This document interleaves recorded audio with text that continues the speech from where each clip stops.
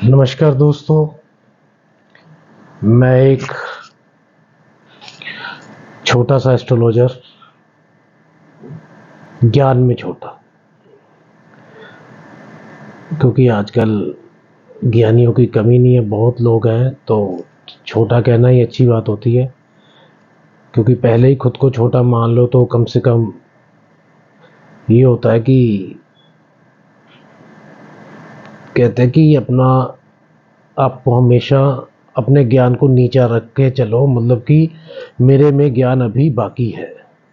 लेकिन उस ज्ञान में से जो सीखा है आपको बताने इसलिए आया हूँ, क्योंकि आप कम से कम किसी भी लगन की आपकी कुंडली हो, आपको आपकी कुंडली में पता हो कि आपकी कुंडली में ग्रह कैसे हैं। कुंडली में ग्रह मैं अपनी वीडियो में आगे भी बोल चुका हूँ, खराब नहीं होते। अगर 3-4 ग्रह नीच भी हो गए ना तो भी खराब नहीं है कुंडली। एक जातक की कुंडली आई है, उसकी कुंडली में 7 ग्रह उच्च के हैं, लेकिन ये नहीं वो बहुत बड़ा आदमी है। इसके भी पीछे भी कई चीजें देखनी पड़ती हैं। तो आपको सिर्फ देखना है कि आपकी कुंडली में या आप में कमी कहाँ आ रही है, मेल जोल कहाँ गलत बैठ रहा है। कहते हैं ना कि एजुकेशन जरूरी है, तो इस बात से मैं बिल्कुल सहमत हूँ। बाकी तो अनपढ़ लोग भी आगे तरक्की कर रहे हैं, क्योंकि उनके ग्रह कुछ ऐसे बैठे होते हैं कि उनकी एनर्जी के साथ वो अपना पाथ चुन लेते हैं। उनकी एनर्जी इतनी सॉलिड होती है। कहते हैं ना कि कोई गरीब जब पैदा होता है तो पैदा होना उसके हाथ में नहीं है, लेकिन जब वो गरीबी के बाद कई लोग तो बहुत ऊपर उठ जाते हैं, आजकल तो उठ ही वही रहे हैं मैक्सिमम, और कई लोग थोड़ी सी तरक्की करके उसी में लाइफ गुजार देते हैं। वहां पे वो थोड़ा सा अपनी जिंदगी की अलाइनमेंट या पैसों की कमी या स्पोर्ट की वजह से रह जाते हैं दोस्तों। अगर उनको भी सपोर्ट मिल जाए तो वो भी कहीं से कहीं पहुंच जाए दोस्तों। ये जो स्पोर्ट सिस्टम है ना दोस्तों, ये ग्रहों की एनर्जी के साथ बड़ा मैच करता है दोस्तों। और ये आपको अपनी कुंडली में आपने लगाना है। मैं 12 लग्नों में से सभी लग्नों की वीडियो अलग अलग बनाऊंगा, लेकिन मेन चीजें इसी वीडियो में बताऊंगा सारी। ये आपने अपने कुंडली में लगानी है दोस्तों। अगर कोई कंफ्यूजन हो तो उसी चीज पे को लिखना कि जो कंफ्यूजन है, और अपना लगन लिख देना बस। अगर ये नहीं समझ आता कि आपका लगन कौन सा है, तो कुंडली का जो पहला भाव है उसमें जो राशि बन रही है, जितना नंबर लिखा हुआ वो आपका लगन है। ये मोटा आपको बता देता हूं मैं दोस्तों। और दोस्तों, जिंदगी हमेशा दुख सुख से ही निकलती है। यहां पे 2 तरीके के लोग हैं, तीसरा तरीके का बंदा ही नहीं है कोई भी। यहां पे 2 तरीके के लोग हैं सिर्फ। एक तो है जो हार्ड वर्कर है, हार्ड स्किल जिसको कह देते हैं। एक है सॉफ्ट स्किल। जो हार्ड स्किल वाले हैं ना, वो धूप में मेहनत करते हैं, सुबह से शाम तक काम करते हैं, मार्केटिंग का काम करते हैं रात तक। जो सॉफ्ट स्किल वाले हैं वो इनको मैनेज करते हैं, क्योंकि उनका बुध ग्रह मैनेजमेंट का कारक है। वो आराम से एसी में बैठ के मैनेज करते हैं। उनको ऑर्डर देते हैं, जाओ ये काम निपटाना है और इतने ना आपका टारगेट है, ये आपने महीने बाद तक टारगेट कंप्लीट करना है। टारगेट वो हार्ड स्किल वाले कंप्लीट करते हैं सारा। सॉफ्ट स्किल वाला सारा क्रेडिट लेते हैं बैठे बैठे, और ऊपर रिपोर्ट भेजते हैं, देखो जी मैंने करवा लिया, करवा लिया। बस इससे ही उनकी तनख्वाह और उनकी प्रमोशन, पैसा बढ़ता है। और बिजनेस में भी ऐसा चलता है। जितने बड़े बड़े लोग हैं वो खुद काम नहीं करते कभी भी, वो नीचे लोगों से ही करवाते हैं। बस ये होता है कि उनकी मैनेजमेंट बड़ी होती है, उनके पास सॉफ्ट स्किल और हार्ड स्किल दोनों ही बंदे होते हैं। हार्ड स्किल वाले हमेशा मेहनत करते हैं, सॉफ्ट स्किल वाले मेहनत नहीं करते हैं। ऐसे ही जैसे दुख होता है सुख होता है, गरीबी है अमीरी है दोस्तों। और ये बात अपने गांठ बांध लेना, लाइफ में कोई ऐसा बंदा नहीं है जिसको जिसको आप कहते हो कि ये खुशहाल है।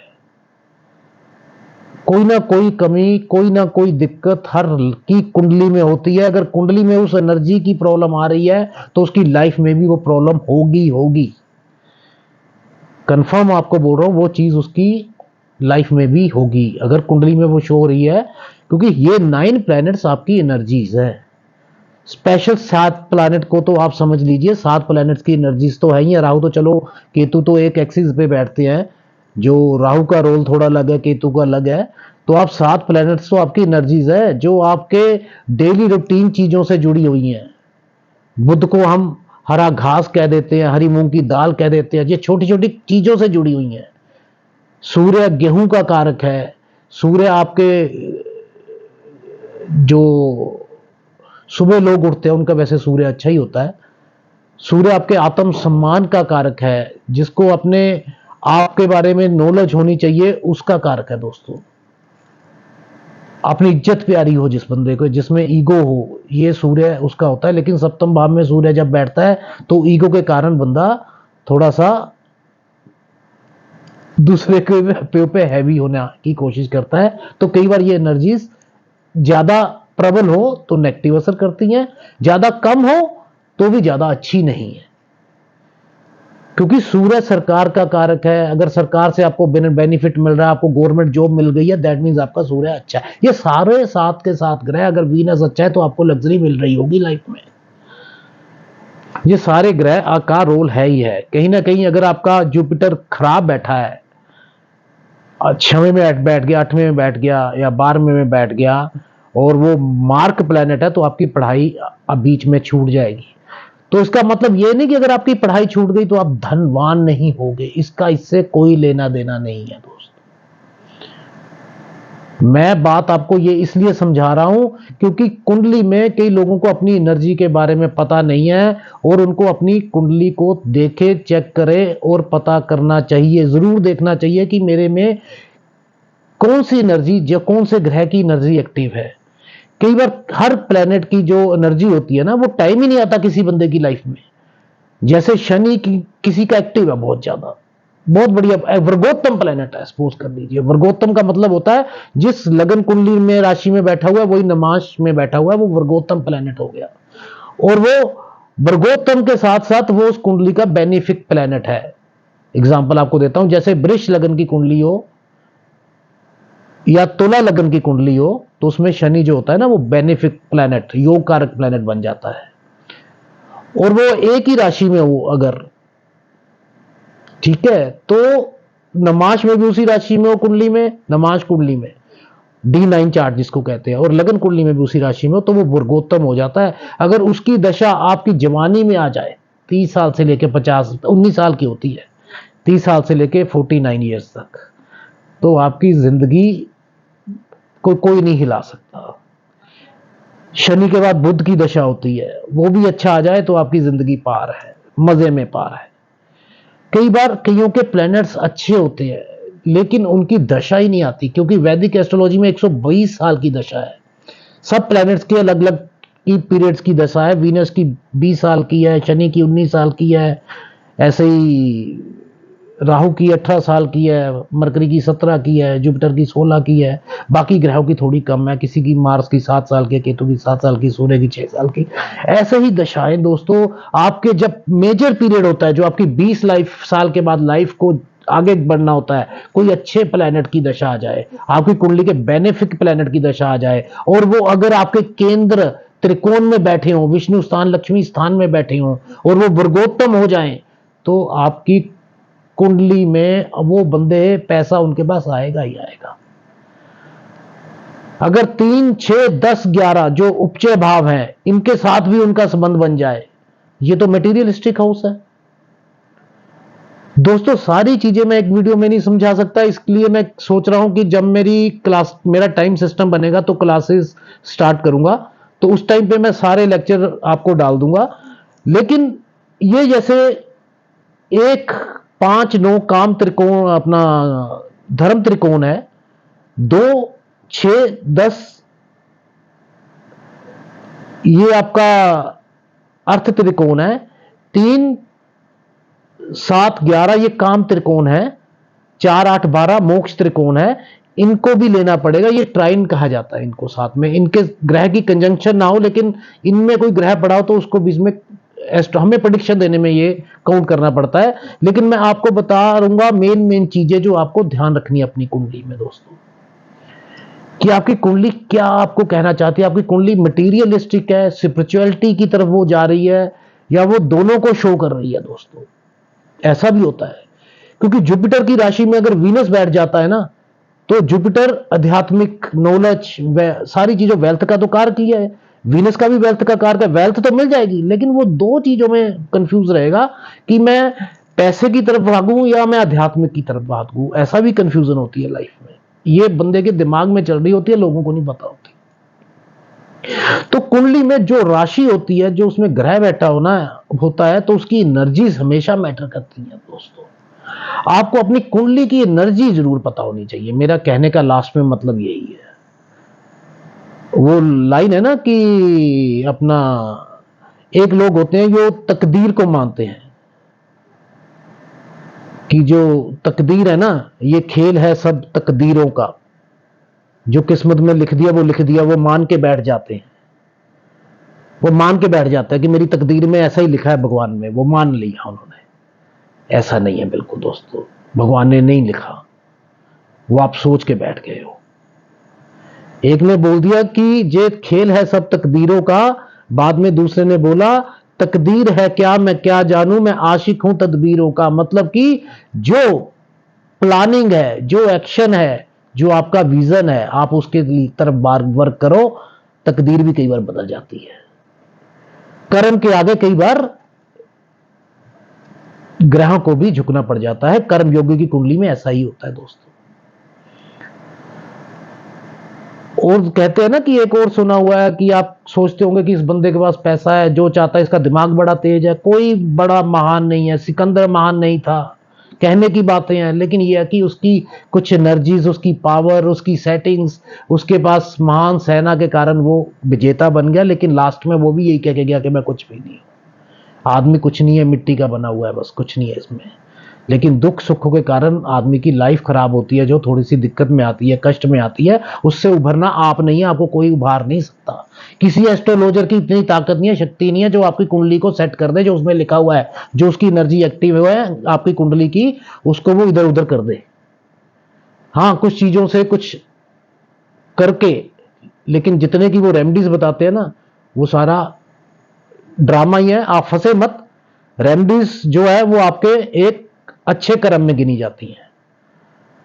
आप मेहनत के साथ अपने ग्रहों को बदल सकते हो, कर्म के साथ। अपनी कुंडली को, अगर आपकी लकीरें आपके साथ नहीं दे रही हैं, तो आप कर्म प्रधान बन जाइए दोस्तों। एक बार तो बात करके ग्रह भी साथ देना शुरू कर देंगे दोस्तों। जो आपका कर्म होगा, 10 बार असफलता मिलेगी, 11वीं बार सफलता मिलती मिलती है दोस्तों, क्योंकि तब आप कर्म वाले बंदे बन जाते हो दोस्तों। वैसे भी इस दुनिया में कहा है, बहुत पुराना गाना है ये, कि हर किसी को मुकम्मल जहां नहीं मिलता, किसी को जमीन तो किसी को आसमान नहीं मिलता। कुछ ना कुछ तो जिंदगी में छूट ही जाता है दोस्तों। जो कामनाएं होती है ना, 11वां हाउस डिजायर का हाउस है ये सारी डिजायर यही देता है, और लोग इसके पीछे ही भाग रहे हैं। और सबसे कल युग के टाइम में यही बंदे की जब डिजायर नहीं पूरी होती, तो उसको दुख भी यही हाउस देता है दोस्तों। या 5 पहले टाइम पे कहते थे केंद्र हाउस अच्छे होते हैं, 5 9 हाउस अच्छे होते हैं, वो ज्ञान के लिए अच्छे हैं, लेकिन पैसे के लिए 3 6 10 11 ही अच्छे होने चाहिए। लेकिन ये हाउस, छठा हाउस, बीमारी, रोग, ऋण, शत्रु, मोह, मद, मत्स्य, छठ 6 प्रकार के रोगों का है। 11वां हाउस डिजायर का, खत्म ही नहीं होंगी। तीसरा हाउस आपके छोटो भाइयों का है, अपनी कम्युनिकेशन का है, छोटी यात्राओं का है, दौड़ भाग ही लगी रहेगी उसमें। तो मतलब ये अच्छे हाउस नहीं है। लोग पहले कहते थे 6 8 12 सिर्फ अच्छे हाउस नहीं है, लेकिन 8वां हाउस आजकल आकस्मिक धन देता है, 12वां हाउस फॉरेन ले जाता है, फॉरेन में अच्छी सेटलमेंट हो जाती है, वो बंदा बढ़िया कर रहा है। तीसरा हाउस एक्टिव, वो ऑनलाइन लोग यूट्यूबर बने बैठे हुए हैं। अगर 3 और 11 का संबंध बनता है, कि मैंने आगे भी वीडियो में बोला होगा आपको, सारे बाकी मैंने सारे बताए हैं कि कैसे कैसे इनके यूट्यूबर अच्छे बनने के। 3 और 11 का कॉम्बिनेशन कोई बन रहा है, दोनों के लोड कंजक्ट होकर कहीं बैठता है, अच्छा यूट्यूबर बन के लाखों रुपया महीने में कमा रहे हैं, कोई दिक्कत परेशानी नहीं है दोस्तों। कई लोगों के सब्सक्राइबर ही नहीं बनते। लेकिन इसमें भी गेम है दोस्तों, क्योंकि ये खुद सब्सक्राइबर बनने पैसा की गेम है सारी। ये पैसा दो, सब्सक्राइबर बढ़ाओ, मैं इन चीजों में नहीं जाता। मैं तो कहता हूं कि जितना मेरे पास ज्ञान है, जितना लोग मेरे से ले रहे हैं, उनका भाग्य है। आप कह लीजिए कि आज का झोला छाप ये बंदा कल का सिकंदर बनेगा, बस हम ये कह रहे हैं। बस हमारे पास जितना थोड़ा सा ज्ञान है, कल को ज्ञान बढ़ना है और बढ़ता जाएगा। लेकिन ये मैं अपने कर्म के हिसाब से कह रहा हूं कि मैंने ये कर्म करना है, और मैंने जितना मुझे लोग ज्योतिष से पैसा कमा के कुछ बनाते हैं, तो कुछ बनाने के लिए हेराफेरी करते हैं। मैं भगवान की कृपा से अपना काम करता हूं अलग, उससे सब कुछ बना चुका हूं कृपा से, भगवान की कृपा से। और ज्योतिष अपने एक लोगों गुमराह ना हो आप लोग, उसके लिए मैं सिर्फ आपको ज्ञान के लिए आता हूं। नहीं तो मुझे इतना वो नहीं है कि मेरे इतने बड़े सब्सक्राइबर हैं जो वेट कर रहे हैं कि मेरी, हाँ कोशिश हो सके आप सब्सक्राइबर कीजिए। कल को ऐसा दिन भी आए कि सब्सक्राइबर बेस इतना मुझे भी लगे लोग बैठे इंतजार कर रहे हैं मेरा, तो आपको ज्ञान दूं। लेकिन दूंगा बिल्कुल दूध जैसे होता है ना बिना पानी के, वैसा। मैंने अपने आगे झोला छाप किस लिए लगाया ना, कई लोगों को एक बार ना मैंने कमेंट डाला किसी, उसने अपने आगे गुरुदेव लगाते हैं लोग। किस चीज के गुरुदेव? नॉलेज बिल्कुल भी नहीं, डराना उनका काम है वीडियोस में। ये ग्रह यहां पे बैठ गया, ये ग्रह यहां पे बैठ गया तो आपके बेटे का सत्यानाश, दिक्कत आ जाएगी, बच्चे की नौकरी नहीं लगेगी, शादी नहीं होगी, माँ बाप का काम बंद हो जाएगा। ऐसे ऐसे डराते हैं लोग। मैंने कमेंट डाल दिया कि, मैंने गलत नहीं डाला कमेंट, नॉर्मल मैंने डाला कि ये जो वो लाल किताब के हिसाब से प्रेडिक्ट करते थे, कर रहा था बंदा कोई, अपने गुरुदेव लगाते हैं आगे अपने सबके। वो टीवी वालों ने पहले जो पुराने ज्योतिष सर पे चढ़ाया हुआ है ना, उनको अपनी टीआरपी के लिए लोगों के सामने आ गए, बड़े बन गए, बड़ा चेहरा, बड़ी बड़ी दुकान, फीका पकवान। मैंने कमेंट नॉर्मली डाला, सिंपल, कोई गलत कमेंट मैंने नहीं डाला। तो आते हैं ना पेड लोग होते हैं उनके पेड, तो उनके पेड बंदे आए कि आप झोला छाप ही लग रहे हो। तो मैंने तो मान लिया झोला छाप, ठीक है कोई दिक्कत नहीं, किसी को लूटा नहीं, किसी को आगे। इनको 50 लोग ठग कहते हैं, चोर कहते हैं, ये अपने आगे कभी ठग लगाते हैं? ये नहीं लगाएंगे ये कभी भी ठग, क्योंकि ये शो ये करेंगे, गुरु है ये, गुरु बड़े। चलो चलो दोस्तों, अपनी बात पे आते हैं। क्योंकि इनके पास तो टीम होती है कि रखी होती है आजकल हर बंदों ने, कि अगर किसी कोई बंदा नेगेटिव कमेंट कर रहा है तो उसको वो करो, मतलब इनकी गरिमा को, अगर इनकी जो इनकी ज्ञान है, जो जो ये बता रहे हैं उसके अगेंस्ट अगर कोई बोले तो उसकी नॉलेज को दबा दो। इन्होंने बंदे रखे होते हैं 50-100। आप किसी की पोस्ट से डरना नहीं। आपने सही बोला है, लॉजिक दिया है। अगर मैं कोई बात बोल रहा हूं, मुझे कोई लॉजिक देगा, सर ऐसे नहीं होता है, ऐसे होता है, तो मैं उसको प्रणाम ऐसे हाथ जोड़ूंगा, सर आपका, आपने सही बोला। ये नहीं कि मैं 20-25 बंदों से कमेंट डलवाऊंगा उनको। इन्होंने तो पेड़ रखे होते हैं, हम तो वैसे ही डलवा देंगे। मैंने बाद में कमेंट डाला कि अगर आगे से दोबारा हरकत की तो जिनको ठगा हुआ है, मेरे पास आए हुए हैं 10-15 बंदे, वो इंटरव्यू की वीडियो बन के आई हुई है मेरे पास कि कैसे कैसे उस बंदे ने किसी को ठगा था। तो मैंने कहा मैं सोशल मीडिया पे भी डालूंगा और मैं आगे भी बढ़ाऊंगा, क्योंकि टुच्चा मुच्चा कभी मत समझियो, किसी को अंडर एस्टिमेट तो मैं कहता हूं किसी को कभी मत करना। चाहे वो बंदा अपने वहम में बैठा हो कि मैं पता नहीं कितना बड़ा वो हूं, लेकिन मुझे लॉजिक लगा, मैंने कमेंट डाला, सिंपल सी बात है। मैंने उसको किसी के बारे में मैं गलत आज तक, हाँ मुझे लॉजिक नहीं लगता तो मैं पूछता जरूर हूं। अब किसी को दुख लगे तो मैं उसमें कुछ नहीं कर सकता, मैं लॉजिक से पूछता हूं, इज्जत के साथ पूछता हूं कि मुझे ये बताओ कि ये आप सब दुनिया को ठका डराने के लिए पीछे क्यों लगे हो। कई लोग डर जाते हैं दोस्तों, बहुत डर जाते हैं दोस्तों, तो ये चीज अच्छी बात नहीं है दोस्तों। तो आप अपनी कुंडली की बात करें, अब बाकी की बातें बात की बात। आपका लगन कोई भी है, मेष लगन है, वृष है, मिथुन है, कन्या है, अपना कर्क है, सिंह है, तुला है, 1 से लेकर 12 तक कोई भी लगन है आपका। पहले तो अपने कुंडली में ग्रह देखें आपके कि आपकी कुंडली के बेनिफिक प्लेनेट कौन से हैं। योग कारक प्लेनेट तो नहीं है कोई प्लेनेट केंद्र त्रिकोण आधिपति दोष योग तो नहीं बना के बैठा होता। केंद्र त्रिकोण दोनों का मालिक केंद्र या त्रिकोण में बैठ जाए, वो केंद्र और त्रिकोण का योग बन जाता है। आप पहला नंबर पॉइंट आपने नोट करना है कि आपकी कुंडली के बेनिफिक प्लेनेट कैसे हैं। जैसे मैं एग्जांपल के साथ बता दूंगा, एक कुंडली लूंगा, बाकी का मैं डिटेल में 12 वीडियोस में बता दूंगा कि मेष का कैसा है, वृष का कैसा है। जैसे कुंडली ले रहा हूं मैं वृष लगन की। वृष लगन की कुंडली में शनि जो है वो सबसे बेनिफिक प्लेनेट है। उसके बाद बुध, सूर्य भी इसमें बेनिफिक प्लेनेट है क्योंकि सूर्य चौथे घर को रूल कर रहा है। शनि 9वें और 10वें घर को रूल कर रहा है। बुध दूसरे और 7वें घर को रूल कर रहा है। दूसरा और 7वां घर दूसरे और 5वें को, बुध कर रहा है दूसरे और 5वें को वृष लगन की कुंडली में।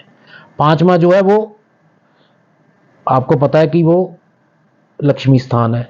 दूसरा मार्क स्थान कहते हैं हम। मार्क का मतलब डरने वाली बात नहीं होती, मृत्यु तुल्य कष्ट कभी दे देता है प्लैनेट, कि वो अपनी बुद्धि से कोई ऐसा काम कर जाएगा कि जल्दबाजी में, कि जिससे उसको घाटा पड़ सकता है। ठीक है, तो अब आपने बेनिफिक प्लैनेट आपने निकाल लिए। उसके बाद देखना कि आपकी कुंडली का चाहे वो बेनिफिक है चाहे वो मेलेफिक है। वृष लगन की कुंडली में बेनिफिक प्लैनेट कौन से बताए? बुध, सूर्य। सबसे योग कारक प्लैनेट पहले है, पहले योग कारक लेना है, शनि। सबसे पहले है योग कारक शनि। अब मैं आपको एग्जांपल ही बता देता हूं, अगर हाँ ये आप देख लीजिए, शनि जो है ना वो 9वां और 10वां घर रूल कर रहा है, तो योग कारक हो गया, क्योंकि एक तो त्रिकोण हो गया, एक केंद्र हो गया, तो योग कारक प्लैनेट हो गया, 2 अच्छे घरों को रूल कर रहा है। उसके बाद बुध दूसरे और 5वें घर के को रूल कर रहा है।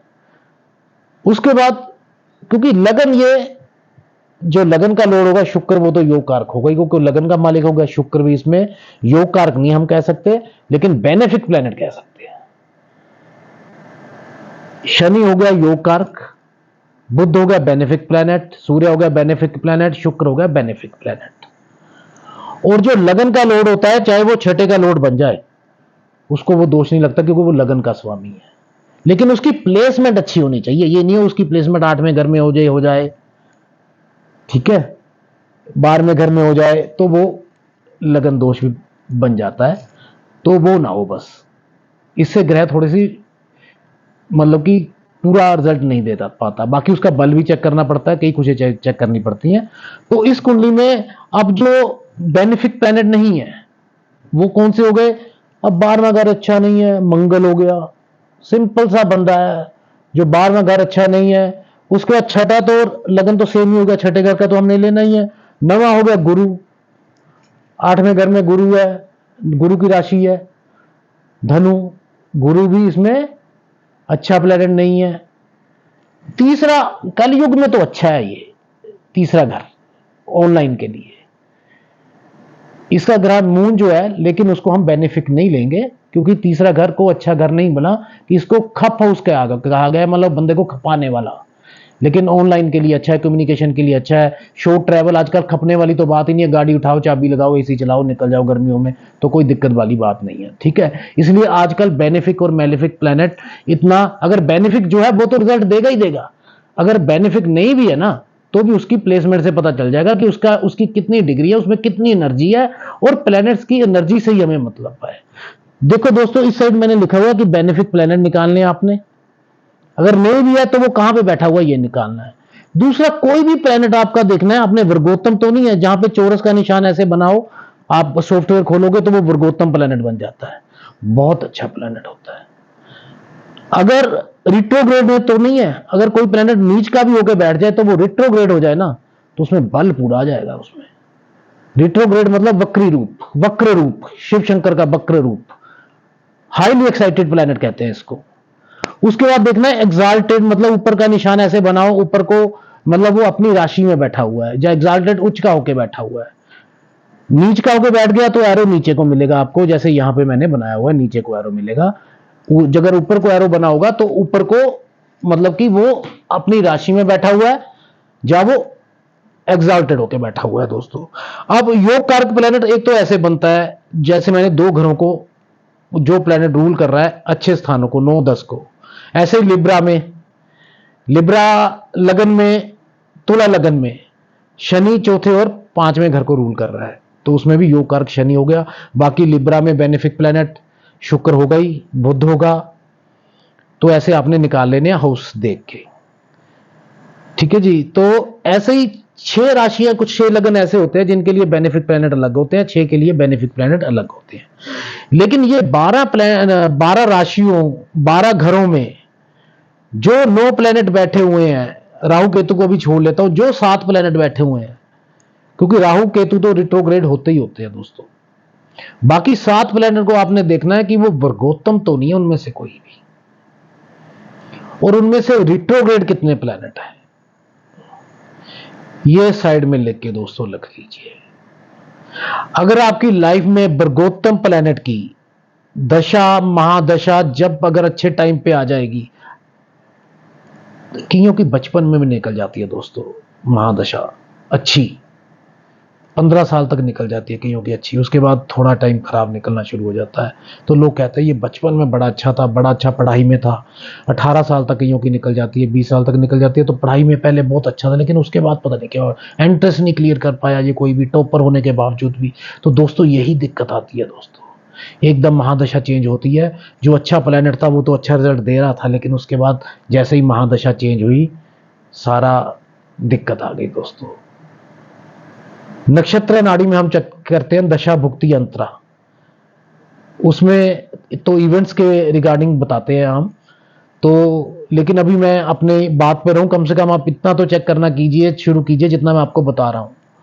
सिर्फ ये मेरी रिक्वेस्ट है, इतना चेक करना शुरू कीजिए कि आपकी प्लेनेट कुंडली कौन से लगन की है, उसके बेनिफिक प्लेनेट कौन से है, वर्गोत्तम कौन से है, रिट्रोग्रेड प्लेनेट कौन से है। अगर वो कारक प्लेनेट भी नहीं है लेकिन वो रिट्रोग्रेड या वर्गोत्तम बन चुका है तो वो नेगेटिव रिजल्ट नहीं देगा वो कुंडली में आपको कोई भी, वो अपनी दशा में चाहे मार्क भी हो तो भी आपको बहुत बढ़िया रिजल्ट देगा। जैसे मैंने बोला मून वृष लगन की कुंडली में तीसरे घर को रूल कर रहा है, तो तीसरे स्थान को चाहे अच्छा स्थान नहीं है वो, लेकिन अगर वो वर्गोत्तम हो जाए, सपोज कर लीजिए तीसरे कर्क में ही लगन में बैठ, तीसरे स्थान में कर्क राशि में वो लगन चार्ट में बैठ जाए, और D9 चार्ट नमाज चार्ट में भी वो कर्क में ही बैठ जाए, तो वो कर्क एक ही राशि में बैठ गए दोनों चार्ट में, तो वो ऐसा निशान बना जाएगा, आपको पता चल जाएगा वर्गोत्तम में, तो वो प्लैनेट आपका बहुत बढ़िया हो जाएगा दोस्तों। तो दोस्तों जो लोग, चलो बाकी चार्ट भी मैटर करते हैं, D10 वो आपके प्रोफेशन के लिए होता है, स्टडी के लिए होता है, D5 ये सारी चीजें दोस्तों होती हैं। 5वां हाउस जिसका बढ़िया एक्टिव होता है, रिक्रिएशन, क्रिएटिविटी, इंजॉय लाइफ का, बच्चों के साथ जैसे रिक्रिएशन, बच्चों को पैदा करना, संतान का यही घर का आ गया है। तो ये चीजें सारी ना सारे घरों का महत्व है। अब इस वीडियो में सारे घरों को कवर नहीं कर पाऊंगा, सारी राशियों को कवर नहीं कर पाऊंगा, सिर्फ ये बता रहा हूं कि आप अपनी कुंडली उठाइए, अपना लगन लिखिए, अगर आपने अपनी कुंडली चेक करनी है तो अगर आपको लग रहा है कि मेरा ये ग्रह अच्छा बैठा हुआ है, तो इसमें कितनी एनर्जी है, किस चीज की दिक्कत है, क्या दिक्कत आ रही है, बाई चांस D9 चार्ट में देखेंगे वो ग्रह की अंदरूनी पावर होती है, जो बाहर सा होता है लगन में वो ग्रह का आपको पता चल गया कैसे बैठा हुआ है। D9 चार्ट में अगर वो भी जैसे सेम राशि में बैठ गया तो वो अंदर से भी स्ट्रोंग है, लगन में वो उच्च का बैठ गया, D9 में भी उच्च का होकर बैठ गया, वो ग्रह में डबल एनर्जी आ गई। जैसे मैं कह रहा था ना किसी के 7 ग्रह उच्च के थे लेकिन वो लगन कुंडली में थे, नमाज में उच्च के नहीं थे, वो नमाज में कोई शत्रु राशि में बैठा हुआ था तो कोई किसी में दूसरी में, तो इससे ऐसे उसकी उच्चता खराब हो जाती है ग्रहों की। तो वैसे भी कई बल होते हैं कुंडली में जो ग्रहों के पास होते हैं। तो दोस्तों डरना नहीं है, घबराना नहीं है, अपनी कुंडली को पहचानना है, अपनी एनर्जी को जागरूक करना है, और उस एनर्जी को जागरूक करके आपने बेनिफिट लेना है दोस्तों। और एक दिन अपनी कुंडली पे वर्क कर लीजिए, मेरे पास तो क्या आप किसी के पास नहीं जाओगे दोस्तों, लेकिन सच्चाई को एक्सेप्ट कर लेना अब उसको। अगर मेरे से व्हाट्सएप पे या मैसेज कर सकते हो तो मुझे कर देना। एक बार गाइडेंस के बाद अगर कोई दिक्कत है तो वो दिक्कत कोई हटा नहीं सकता, अगर आपकी कुंडली अच्छी है तो उसको कोई खराब कर नहीं सकता। अच्छे कर्म आपने करने हैं दोस्तों, जो गलत कर्म कर रहा है वो अपनी आप खुद भुगतेगा, हमारी कोई रिस्पॉन्सिबिलिटी नहीं है दोस्तों। जो आज्ञा लेता हूं, अच्छी लगे तो सब्सक्राइब कर दोस्तों वीडियो, बाकी नेक्स्ट वीडियो में मिलते हैं दोस्तों। थैंक्स दोस्तों।